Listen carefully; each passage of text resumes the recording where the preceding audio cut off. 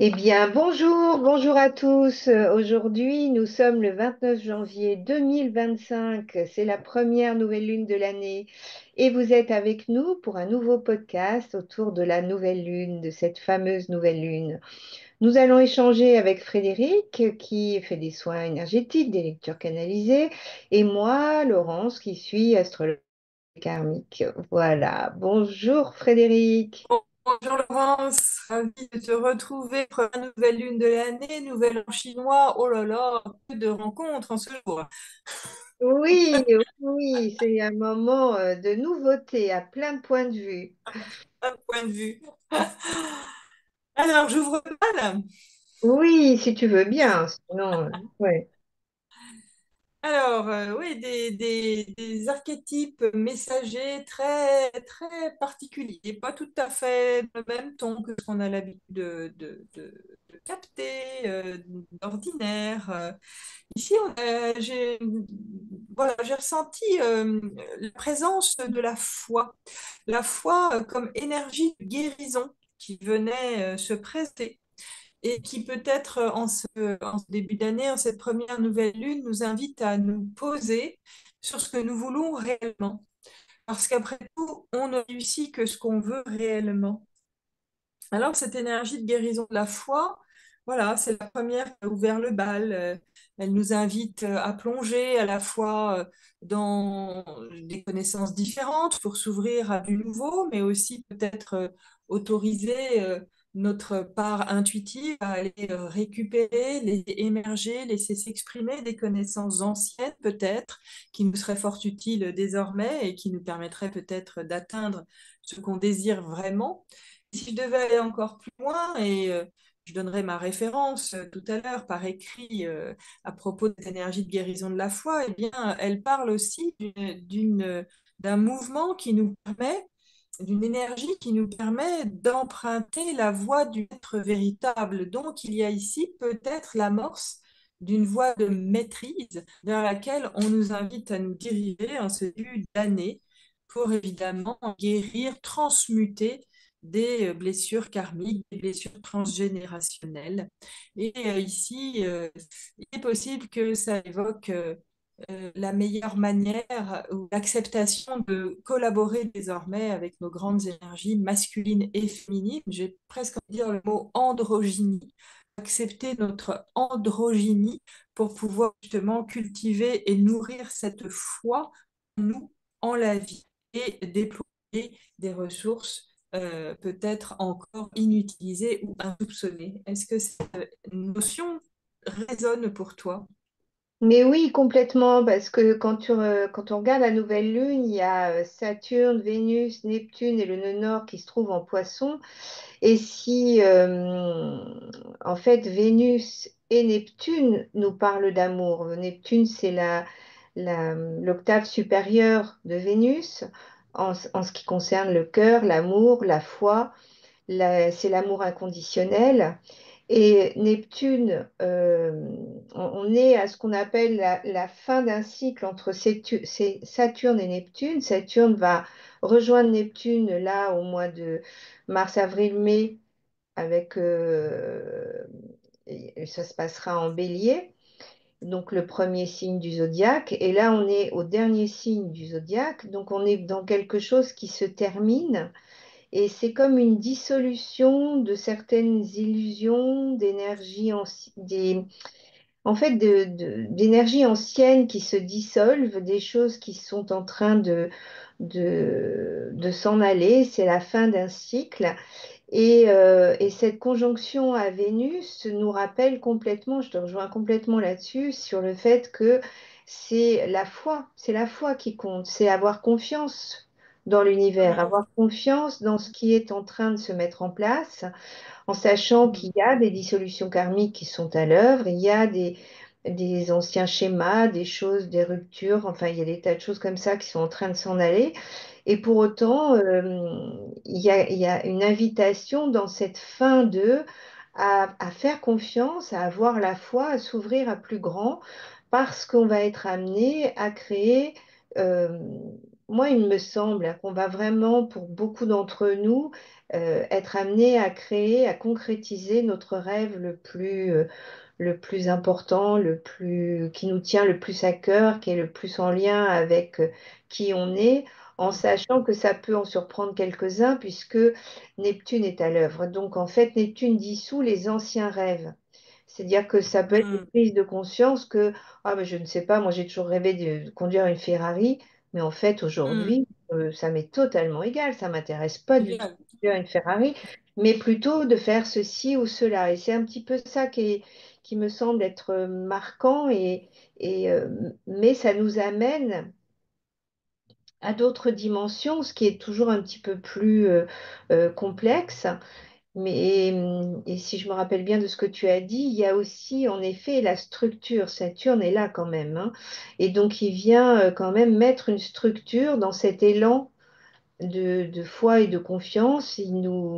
Si on l'utilise à bon escient, on va pouvoir être bien structuré et être bien concret par rapport à ce qu'on souhaite justement euh, mettre en place, ou si aussi ça peut concerner tout ce qui parle d'éveil spirituel, Oui, oui. de- d'une Oui. autre compréhension des choses et de sentir à quel point on est bien plus que ce qu'on imagine. En fait, on est vraiment des êtres avec des dimensions incroyables, et on peut peut-être le contacter là maintenant. Mm. Oui, oui, c'est ça. Ça me fait penser à à Saint Paul qui disait qu'on avance grâce à la foi et pas grâce à la vue. Donc, quand on avance grâce à la foi, on ne peut pas douter de Dieu, de nous-mêmes, de la vie, de ce que demain va nous apporter. Mm. Et ça fait penser à cette phrase. Et le changement arrive, il va falloir l'incarner. Voilà, ça fait longtemps qu'on le dit, mais surtout, ça nous encourage à croire qu'on peut changer quelque chose. Évidemment, ça passe par du changement nous-mêmes avant que ce soit du changement dans le monde. Alors, il y avait cette énergie de guérison de la foi, effectivement. Donc, merci pour ton éclairage par rapport à cette énergie que je comprenais pas bien, hein, qui venait vraiment tout de suite amorcer l'information.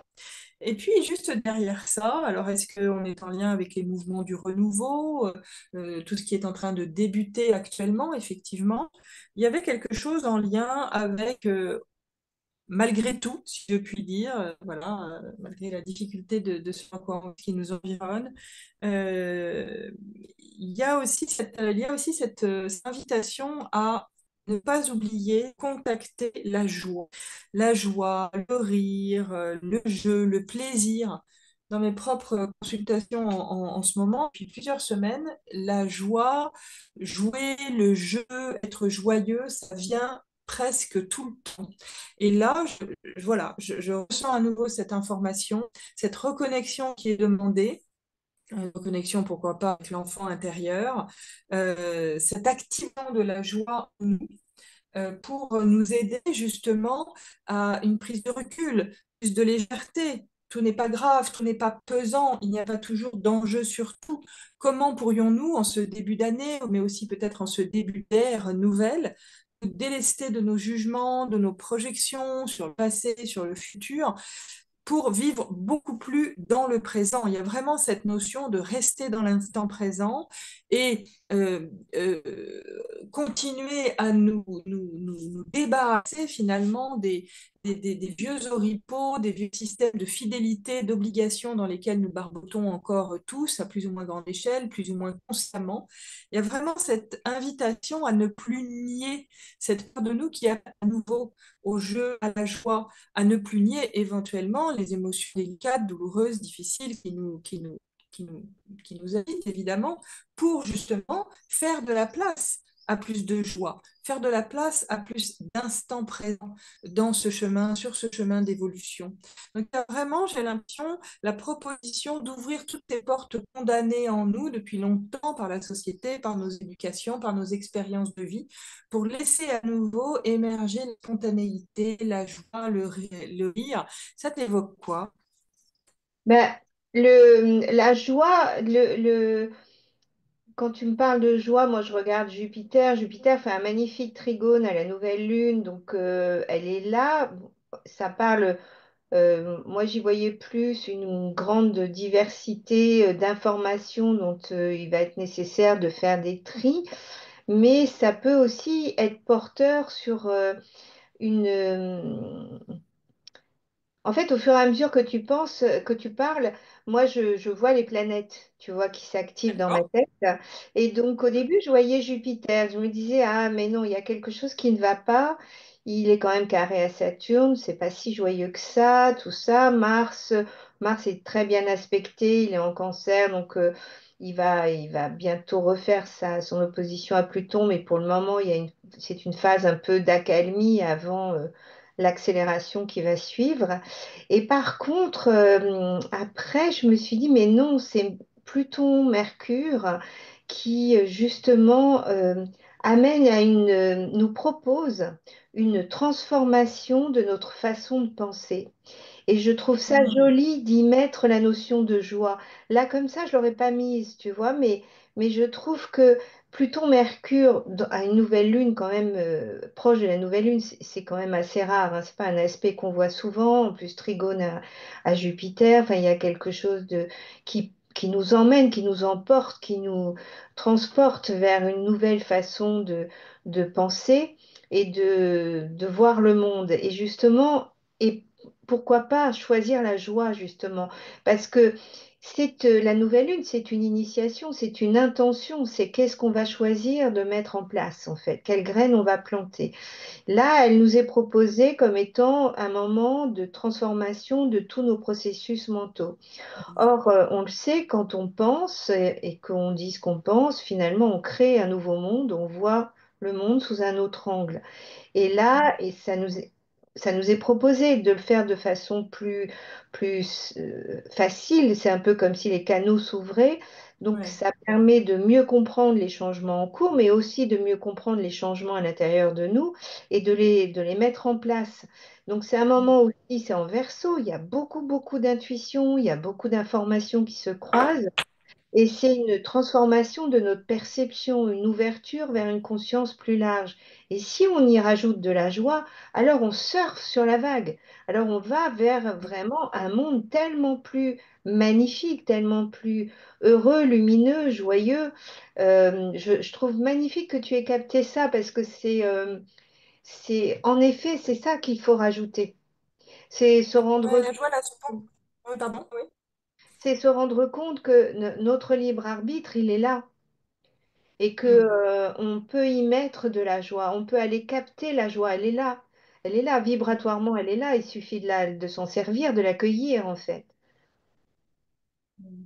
Ouais, ouais, je vois spontanéité, effectivement. Et la notion de l'enfant aussi intérieur, elle est quand même aussi très porteuse de cette information du renouveau. Hein. L'enfant, il n'a pas d'a priori ni de jugement ou quoi que ce soit, tout est nouvelle expérience. Oui, Et effectivement, cette notion de voir à neuf, en quelque sorte, sans idée préconçue et sans s'appuyer sur le passé pour ce qui vient, ce qui est d'ailleurs euh, un des gros thèmes hein, de cette année 2025. Hein. Le passé ne préside plus, ne prédétermine plus le futur.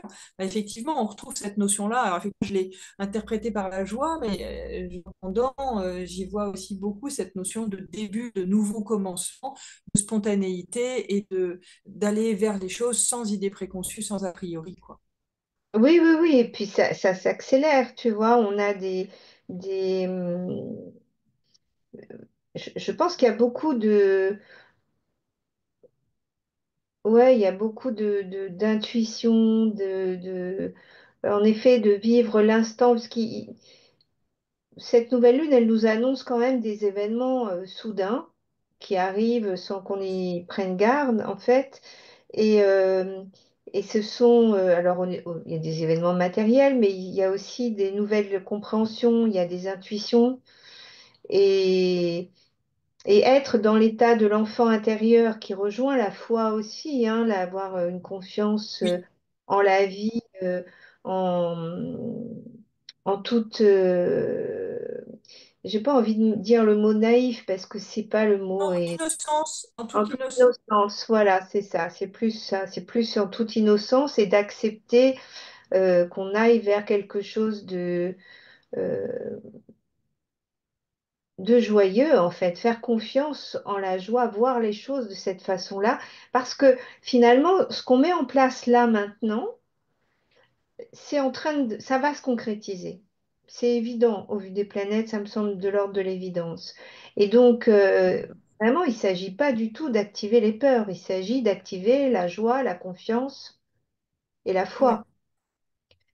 Et ça va se concrétiser. C'est à ce moment-là que ça se concrétise. Et c'est maintenant. Hmm.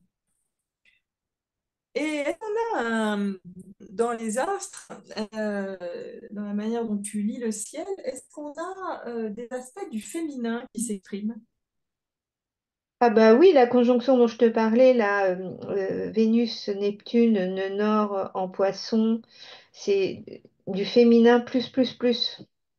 Ah, c'est On ça. est dans quelque Parce que, chose de très féminin, là, de très, ah, c'est ça. dans le sens yin, hein, dans le sens Oui, dans le sens. d'accueillir, Ouais, c'est ça. dans le sens réceptivité. C'est ça, parce qu'il y avait vraiment aussi cette information en lien du féminin, le féminin qui invite à retrouver sa nature divine, euh, s'honorer aussi hein, dans notre féminin, à la fois le féminin qu'on peut incarner, mais aussi le féminin qu'on porte dans sa polarité en tant qu'homme incarné, pourquoi pas. Il y avait vraiment cette notion d'oser apprécier, d'oser honorer cette polarité féminine, d'oser comment dirais-je, oui, alors honorer et d'oser goûter aussi ce que propose l'énergie du féminin Oui, de dans cette l'accueillir. réceptivité, Ouais. d'accueillir. Ouais, tout à fait. Oui, mais ça aussi beaucoup. Ah oui, d'accord, je comprends mieux. C'est vraiment être dans l'accueil de ce qui est.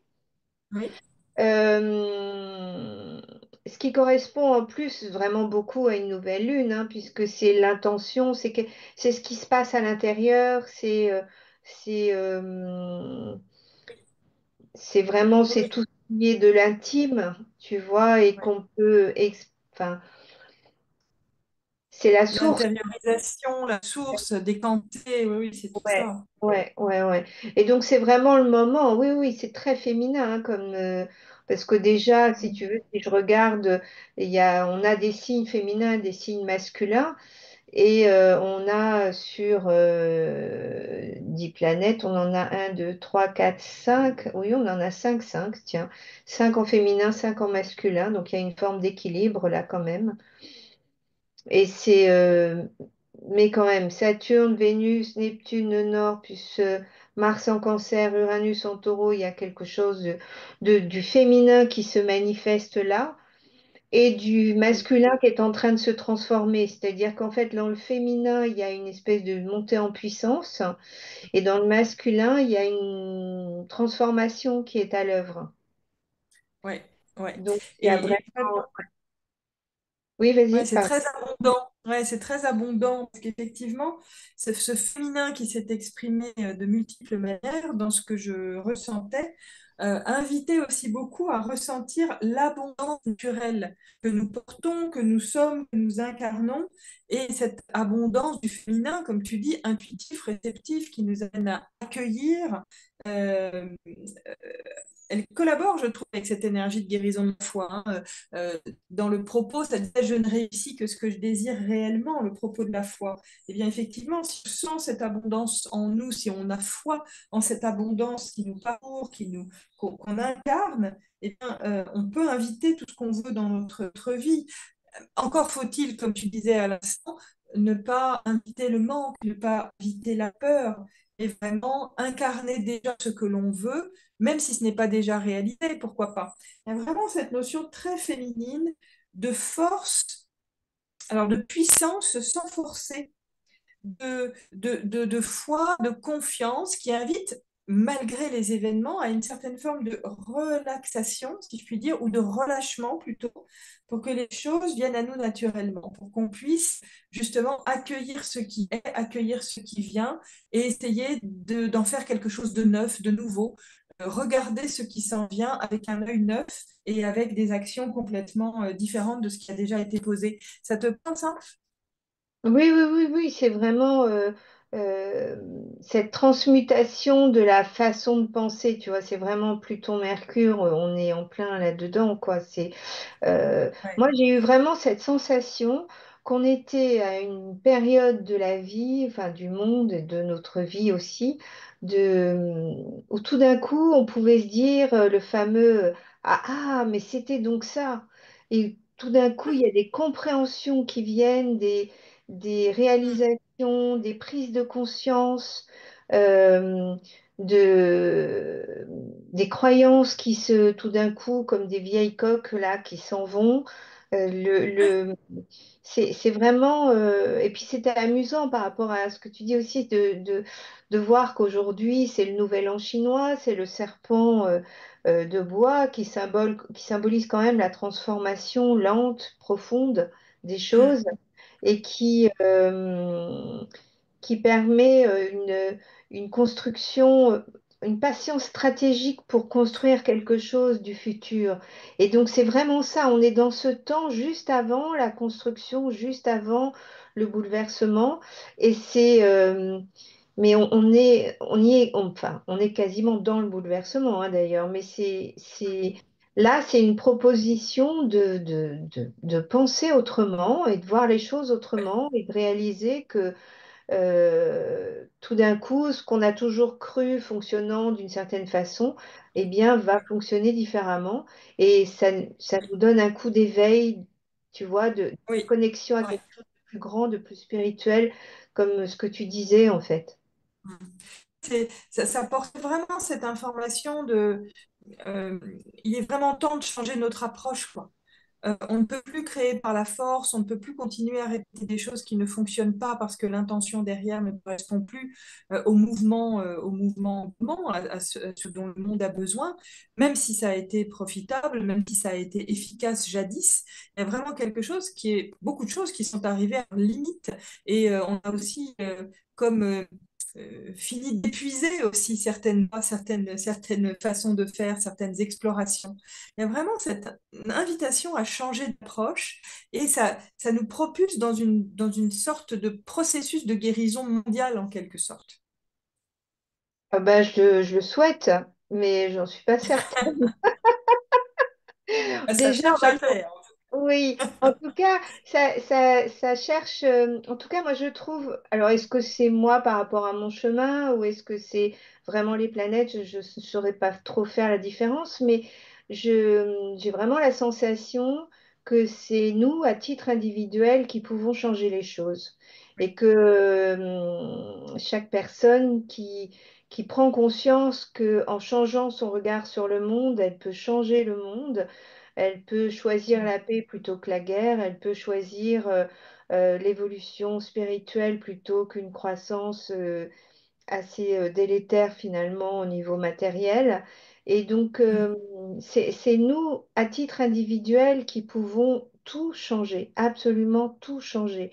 Et donc, j'ai l'impression que, tu vois, là, c'est...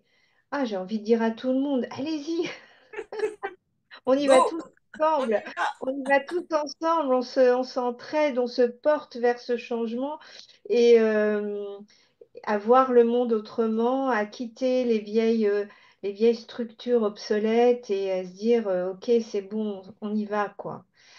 Et comme ça, on changera le monde. En tout cas, il y a des moments, alors je ne sais pas si je... il y a des moments, je me dis que en faisant ça, on change notre monde et je prends de plus en plus conscience que chaque personne vit dans un monde qui parfois ne croise pas le mien. Et Ah, on est tous dans des mondes spécifiques et donc à nous de oui, choisir celui qui nous correspond le mieux et avec lequel on se sent le mieux. Et, euh, et je suis toujours un peu fascinée quand on a un système de croyances comme l'univers nous répond en fonction de notre système. Et donc, de c'est croyance, pas... ouais. Ouais, donc c'est à nous de changer de système de croyance. Et là, c'est maintenant, cette nouvelle lune, elle nous dit ça, hein. Elle nous dit si vous Mm, êtes, si vous souhaitez évoluer, changer des choses qui ne vous conviennent pas ou plus, c'est le mm, moment. ouais. Et ça me fait penser parfois. par moments, j'ai l'impression qu'on est tous, chacun, mais vraiment chacun, tu sais, un petit peu comme ces joueurs enfermés dans leur chambre en train de jouer à leur jeu vidéo. On est tous en train de, finalement, on est tous en train de créer quelque chose dans notre monde, mais sans vraiment collaborer avec celui qui joue peut-être dans la chambre à côté. Et là, il y a vraiment quelque chose qui nous invite précisément à se rassembler pour jouer. Il y a quelque chose de cet ordre-là quand même, sortir une sorte de séparation pour aller vers plus de rassemblement communautaire, de collaboratif. Je crois que c'est aussi un des grands thèmes de cette année. Et le dernier mouvement que j'ai pu ressentir, c'était que le rééquilibrage, hein, qui a vraiment commencé depuis très longtemps, à de multiples dimensions, continue à se faire, bien sûr. Pour chacun d'entre nous, c'est différent, ça se joue à bien des niveaux, parfois sur le plan spirituel, parfois sur le plan environnemental, parfois sur nos déséquilibres psychologiques, émotionnels, karmiques même, pourquoi pas. Mais tout ça, c'est en train vraiment d'essayer de faire de la place pour ramener beaucoup plus d'énergie dans le corps, nettoyer aussi ce qui nous empêche de nous déployer. Et tu parlais du cœur tout à l'heure. Cette énergie du cœur, de l'amour sans condition, était vraiment, et c'est vraiment présenté à la fin de mon ressenti. On continue à surfer sur cette vague de guérison des traumatismes du passé. Et plus le cœur se guérit, plus l'empathie, la compassion, on est capable de la nourrir, de la goûter chacun, et bien plus les relations se transforment, plus les relations deviennent vraies. Et les vraies relations, j'ai l'impression, viennent aussi à partir de ce qu'on comprend, de ce qu'on accepte, de ce qu'on découvre peut-être du monde spirituel. Donc peut-être à partir de cette fameuse foi.